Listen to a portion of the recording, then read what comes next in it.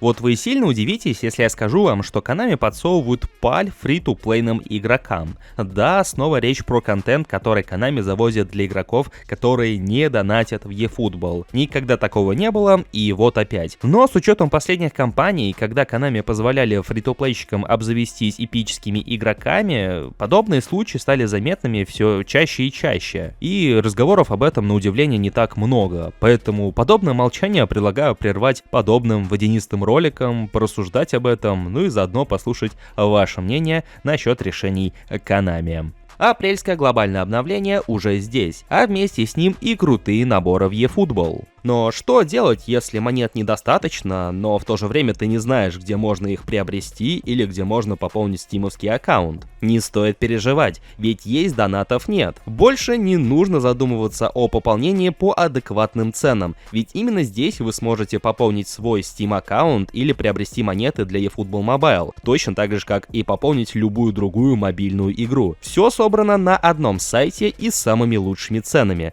и можете быть уверены, что сможете пополнить свой баланс быстро, выгодно и безопасно. Для каждого товара на сайте расписана подробная инструкция по активации, а поддержка всегда готова прийти на помощь с любой проблемой.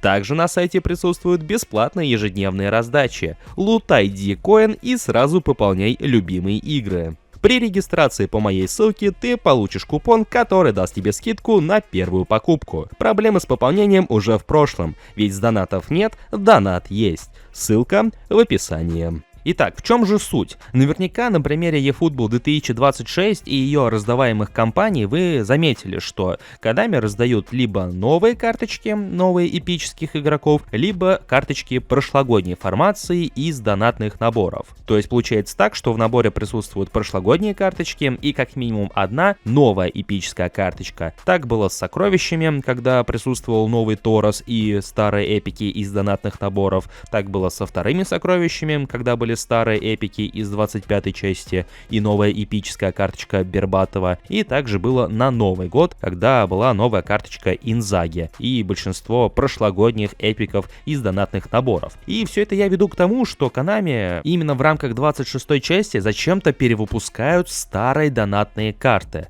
То есть в чем заключается логика? Вот у нас есть Бербатов прошлогодней формации, Инзаги прошлогодней формации и Боян Киркич тоже прошлогодней формации. Все эти трое светились в рамках донатных наборов, и все эти трое также появились в eFootball 2026, но с новыми эпическими карточками, которые фигурировали в рамках бесплатных раздач. Инзаги раздавали зимой, Бербатова раздавали в рамках сокровищ, тогда как Боян Киркич стал доступен за просмотр рекламы на мобильных устройствах. Ну и что не так, спросите вы? Обычные карточки, обычные модели и обычная практика раздаваемых эпических игроков. Но возникает вопрос: если Konami пихают вот в раздаваемые паки карточки из донатных наборов, то что им мешало добавить в эти же самые наборы ранее упомянутые карточки Инзаги, Бербатова и Киркича также из донатных наборов? Зачем они сделали им новые карточки ухудшенными цифрами, но с имеющимися навыками?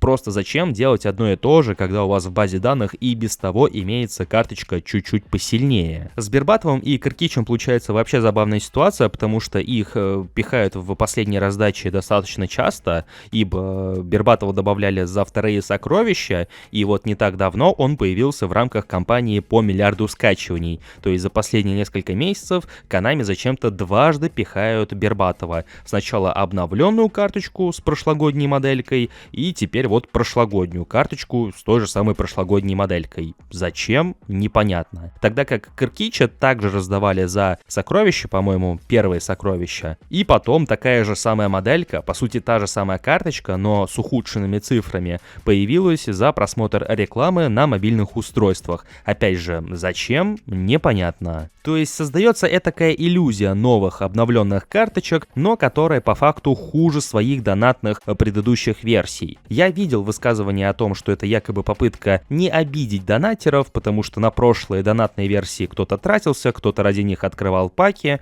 а тут их будут раздавать раздавать фри-то-плейщикам. Поэтому и выкатывают те же самые карты, но с ухудшенными цифрами. Но опять же, раздают далеко не самых метовых игроков, и я не думаю, что донатеры из-за них переживали бы иной раз. А так получается старый контент, по сути прошлогодний контент, просто под новой оберткой, но который по факту в сравнении вот опять же с прошлогодними версиями во многих аспектах выглядит намного хуже. Почему так происходит? Вопрос риторический, это заметно упрощает процесс создания контента, это уменьшает затраты по времени, и по сути Konami просто занимаются конвейером, судя по всему, иной раз не убеждаясь, когда тот или иной игрок последний раз появлялся в игре. Ну а что думаете вы, дорогие друзья? Пишите в комментариях.